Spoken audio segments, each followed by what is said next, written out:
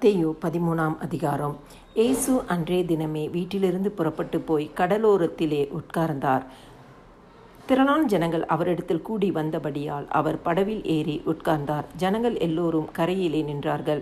அவர் அநேக விசேஷங்களை உவமைகளாக அவர்களுக்கு சொன்னார். கேளுங்கள். விதைக்கிறவன் ஒருவன் விதைக்க புறப்பட்டான். அவன் விதைக்கையில் சில விதை வழியருகே விழுந்தது. பறவைகள் வந்து அதை பட்சித்து போட்டது. சில விதை அதிக மண்ணில்லாத கற்பாறை இடங்களில் விழுந்தது. மண் ஆழமாய் இராததினாலே அது சீக்கிரமாய் முளைத்தது. வெயில் ஏறினபோது தீய்ந்து போய் வேர் இல்லாமையால் உலர்ந்து போயிற்று. சில விதை முள்ளுள்ள இடங்களில் விழுந்தது. முள் வளர்ந்து அதை நெருக்கி போட்டது. சில விதையோ நல்ல நிலத்தில் விழுந்து சிலது 100ஆகவும் சிலது 60ஆகவும் சிலது 30ஆகவும் பலன் தந்தது. கேட்கிறதுக்கு காது உள்ளவன் கேட்க கடவன் என்றார். அப்பொழுது சீஷர்கள் அவரிடத்தில் வந்து, ஏன் அவர்களோடே உவமைகளாக பேசுகிறீர் என்று கேட்டார்கள்.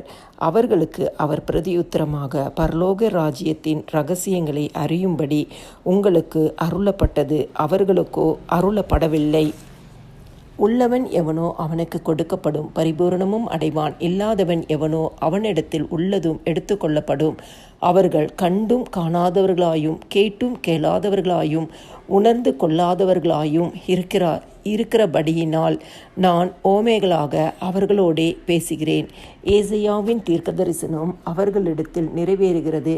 அதாவது, காதார கேட்டும் உணராது இருப்பீர்கள், கண்ணார கண்டும் அறியாதிருப்பீர்கள். இந்த ஜனங்கள் கண்களினால் காணாமலும் காதுகளினால் கேளாமலும் இருதயத்தினால் உணர்ந்து மனந்திரும்பாமலும் நான் அவர்களை ஆரோக்கியமாக்காமலும் இருக்கும்படியாக அவர்கள் இருதயம் கொளுத்திருக்கிறது. காதால் மந்தமாய் கேட்டு தங்கள் கண்களை மூடிக்கொண்டார்கள் என்பதே. உங்கள் கண்கள் காண்கிறதினாலும் உங்கள் காதுகள் கேட்கிறதினாலும் அவைகள் பாக்கியமுள்ளவைகள். அநேக தீர்க்கதரிசிகளும் நீதிமான்களும் நீங்கள் காண்கிறவைகளை காணவும் நீங்கள் கேட்கிறவைகளை கேட்கவும் விரும்பியும் காணாமலும் கேளாமலும் போனார்கள் என்று மெய்யாகவே உங்களுக்கு சொல்லுகிறேன். ஆகையால் விதைக்கிறவனை பற்றிய ஓமையை கேளுங்கள். ஒருவன் ராஜ்யத்தின் வசனத்தை கேட்டும் உணராதிருக்கும் போது பொல்லாங்கன் வந்து அவன் இருதயத்தில் விதைக்கப்பட்டதை பறித்து கொள்ளுகிறான். அவனே வழியருகே விதைக்கப்பட்டவன். கற்பாறை இடங்களில் விதைக்கப்பட்டவன் வசனத்தை கேட்டு உடனே அதை சந்தோஷத்தோடு ஏற்றுக்கொள்ளுகிறவன். ஆகிலும் தனக்குள்ளே வேர் இல்லாதவனாய் கொஞ்ச காலம் மாத்திரம் நிலைத்திருப்பான். வசனத்தின் நிமித்தம் உபத்திரமும் துன்பமும் உண்டானவுடனே இடறல் அடைவான். முள்ளுள்ள இடங்களில் விதைக்கப்பட்டவன் வசனத்தை கேட்கிறவனாய் இருந்தும் உலக கவலையும் ஐஸ்வர்யத்தின் மயக்கமும் வசனத்தை நெருக்கி போடுகிறதினால் அவனும் பலனற்று போவான். நல்ல நிலத்தில் விதைக்கப்பட்டவனோ வசனத்தை கேட்கிறவனும் உணர்கிறவனுமாயிருந்து 100ஆகவும் 60ஆகவும் 30ஆகவும் பலன் தருவான் என்றார். வேறொரு ஓமையை அவர்களுக்கு சொன்னார். பரலோக ராஜ்யம் தன் நிலத்தில் நல்ல விதையை விதைத்த மனுஷனுக்கு ஒப்பாயிருக்கிறது. மனுஷர் நித்திரை பண்ணுகையில் அவனுடைய சத்துரு வந்து கோதுமைக்குள் களைகளை விதைத்துவிட்டு போனான். பயிரானது வளர்ந்து கதிர்விட்ட போது களைகளும் காணப்பட்டது. வீட்டு எஜமானுடைய வேலைக்காரர் அவனிடத்தில் வந்து, ஆண்டவனே, நீர் உமது நிலத்தில் நல்ல விதையை விதைத்தீர் அல்லவா? பின்னை அதில் களைகள் எப்படி உண்டானது என்றார்கள். அதற்கு அவன், சத்ரு அதை செய்தான் என்றான். அப்பொழுது வேலைக்காரர், நாங்கள் போய் அவைகளை பிடுங்கி போட உமக்கு சித்தமா என்று கேட்டார்கள். அதற்கு அவன், வேண்டாம். களைகளை பிடுங்கும் போது நீங்கள் கோதுமையையும் கூட வேரோட பிடுங்காதபடிக்கு 2ஐயும் அறுப்பு மட்டும் வளர விடுங்கள். அறுப்பு காலத்தில் நான் அறுக்கிறவர்களை நோக்கி, முதலாவது களைகளை பிடுங்கி அவைகளை சுட்டு எரிக்கிறதற்கு கட்டுகளாக கட்டுங்கள், கோதுமையையோ என் களஞ்சியத்தில் சேர்த்து வையுங்கள் என்பேன் என்று சொன்னான் என்றார். வேறொரு ஓமையை அவர்களுக்கு சொன்னார். பரலோக ராஜ்யம் கடுகு விதைக்கு ஒப்பாயிருக்கிறது. அதை ஒரு மனுஷன் எடுத்து தன் நிலத்தில் விதைத்தான். அது சகல விதைகளிலும் சிறிதாயிருந்தும் வளரும்போது சகல பூண்டுகளிலும் பெரிதாகி ஆகாயத்து பறவைகள் அதன் கிளைகளில் வந்து அடையத்தக்க மரமாகும் என்றார். வேறொரு ஓமையை அவர்கள் பதிலுக்கு சொன்னார், பரலோக ராஜ்யம் புளித்த மாவுக்கு ஒப்பாயிருக்கிறது. அதை ஒரு ஸ்திரீ எடுத்து முழுவதும் புளிக்கும் வரைக்கும் 3 படி மாவிலே அடக்கி வைத்தாள் என்றார். இவைகளை எல்லாம் இயேசு ஜனங்களோட ஓமைகளாக பேசினார். ஓமைகளினாலே அன்றி அவர்களோடே பேசவில்லை.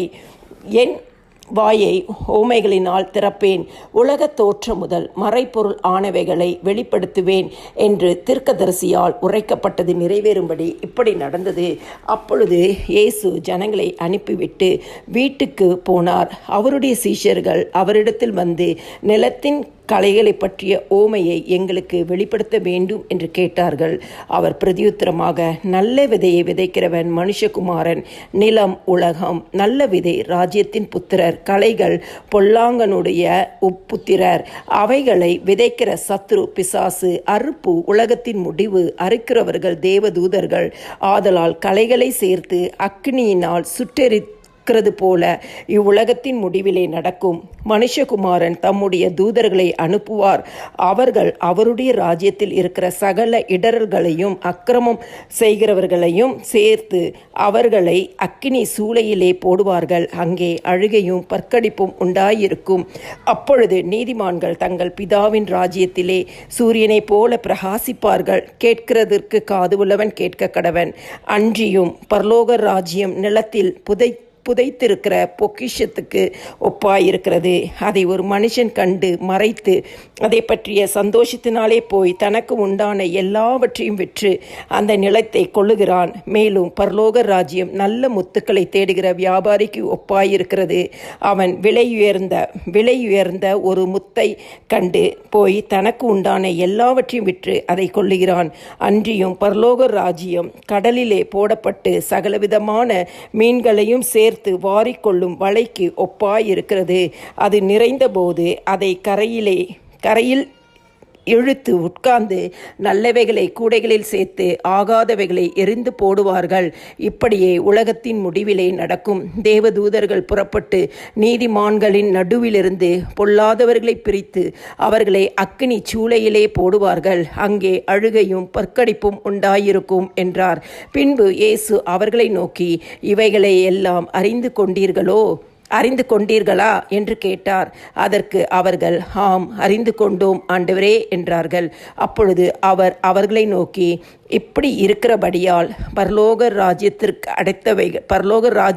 அடைத்தவைகளில் உபதேசிக்கப்பட்டு தேறின வேதபாரகன் எவனும் தன் பொக்கிஷத்திலிருந்து புதியவைகளையும் பழையவைகளையும் எடுத்து கொடுக்கிற வீட்டு எஜமானாகிய மனுஷனுக்கு ஒப்பாயிருக்கிறான் என்றார்.